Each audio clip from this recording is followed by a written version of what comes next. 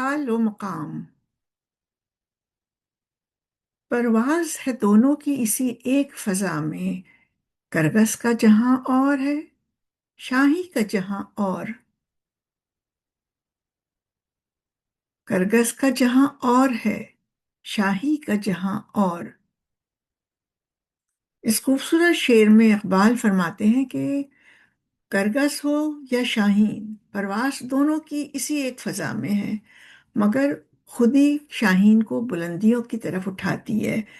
اس کے برعکس کرگس کی نگاہ پستیوں پر رہتی ہے، کیونکہ اس کی خودی اور خواہشات مردہ کی اسیر ہے۔ جس کی خودی بیدار ہو، اس کی دنیا بھی بلند، اس کا مقصد بھی بلند، اور اس کی پرواز بھی آسمانی ہوتی ہے۔